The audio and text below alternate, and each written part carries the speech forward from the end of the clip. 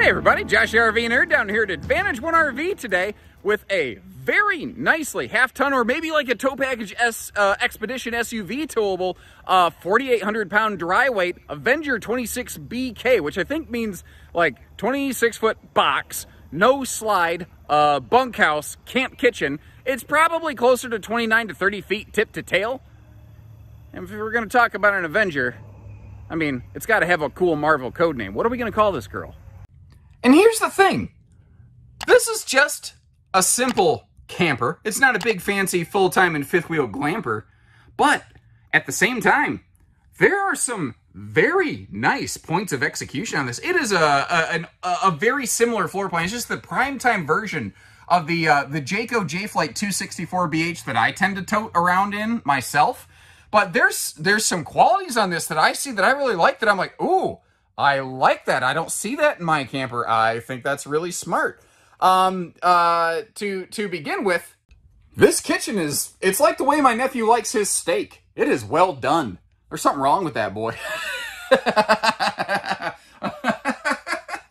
by the way, that is one of those newer, larger, faster cooling 12-volt DC compressor fridges. And notice how, you know, it's not like stuff is all moldy, stuff ain't banged up. I don't know that the previous owner, because it's only had one previous owner, that's who we're selling this for here on consignment.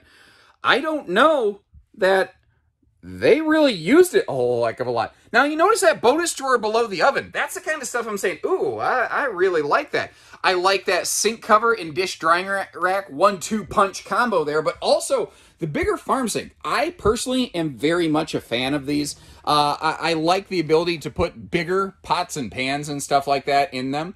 Now, a couple things up top here. Instead of a flip-up cabinet door that a lot of brands do, they do swinging doors, which I like because a lot of brands in this price point that do a flip-up door, they don't put a catch and a hold back. Which means those floppy overhead doors are constantly falling on your head, which every now and then, if you ever see me on camera and I got like a nick or a bang on my head, there's a very good chance that's where it came from. Especially without hair. You don't realize, when you don't have hair, you lose your early warning detection system and you get clocked on the noggin by stuff that you normally would have avoided.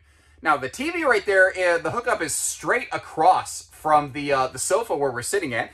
Naturally, the sofa and the dinette can both fold down into sleepers, but that's one of the things I like about this camper. I don't ever find with my family, now keep in mind, I only have one kid. We were one and done.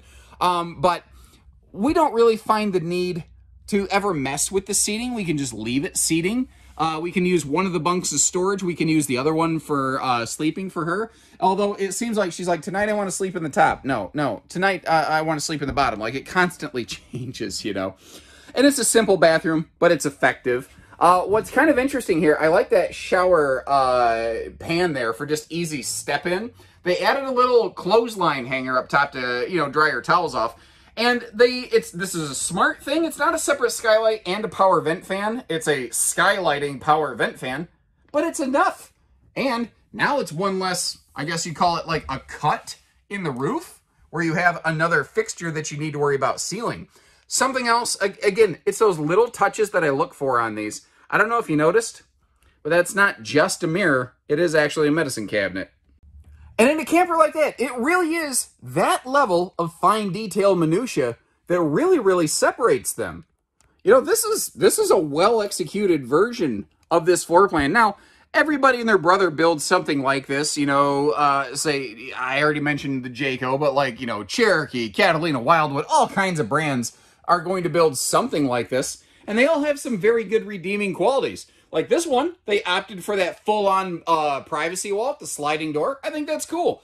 It is, you know, it's a nice big bare naked wall. You know what, though? That's an awesome opportunity to kind of personalize this camper without, like, modifying stuff in a scary way. You just put a little mirror or a picture or something up there. You could just decorate it with a little live, laugh, love kind of, I don't know. What would you put up there? Obviously, I'm not an interior decorator myself.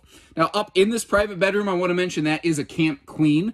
And when we get outside, that has some ridiculous storage. You're going to actually hear me be shocked and surprised outside, which sounds weird because I'm obviously now aware of it and we haven't gone outside. Like, what kind of time warp nonsense is this? Remember how Marvel's Avengers played some time games? Well, I actually recorded the outside of this RV before I recorded the inside of this RV, since I was already out there when I was done taking my photos. So now you know the rest of the story. Good looking skin on this thing. I like the color. I like the lines. Like, it's just, I don't know. It's very high definition. A lot of times when you're looking at a stick and tin camper, you're like, meh. You know, it's just meh. This one, it's got some good eye appeal to it. I think it'd look really, really good behind a, say, like a white, silver, a black truck, maybe a blue truck with those blue accent stripes. And holy crap, that's a big underbed storage. I did not expect it to arc back all the way like that. Holy cow. That is huge.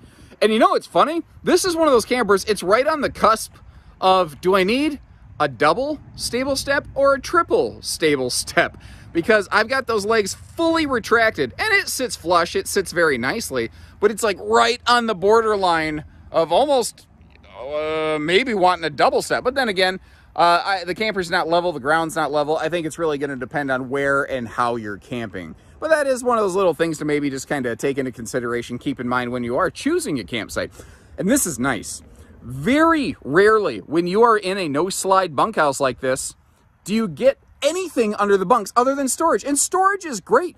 I do like the opportunity, though, sometimes for something else. I like that that's a real sink with a real drain. That's a very nicely done little camp kitchen right there. That has, that's like your greatest hits. I got a cooker. I got a propane quick connect. I got a real sink with a drain. I got Dad's medicine cabinet, which is awesome because that is now supplementing the fridge space inside. And it is also drastically reducing the foot traffic through the RV.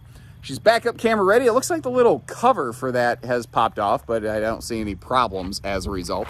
It doesn't have a ladder, but it does have a fully walkable roof. That's a 3/8 OSB deck up there, so with 16-inch on center studs. Perfectly walkable for just about most normal-sized Americans. If you're like the old WWF Yokozuna, well, it might be a little much for you, but I have learned that typically a larger person, yeah, they'll just pay somebody else to take care of the roof for them, so I think it's fine. I like that full outside utility shower, though.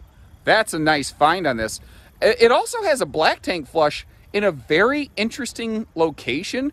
It's all the way up here by the fresh water fill, which is right behind that baggage door. That's the lower of those two little black, like, water inlets. That's a black tank flush. Usually, a black tank flush is located right next to the actual bathroom.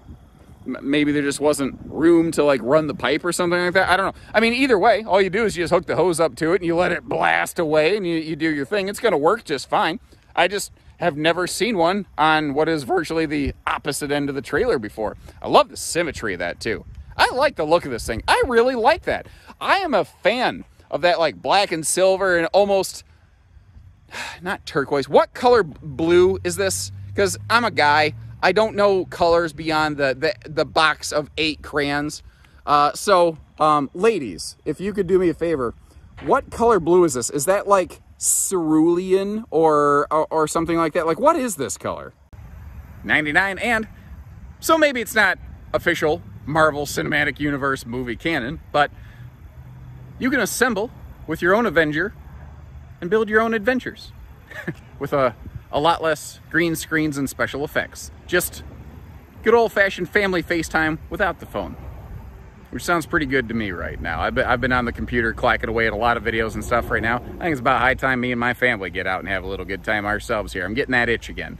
So when you're ready, we're ready. Give us a call. We'd love to work with you. Take care, stay safe, have fun, and have an A1 day, everyone.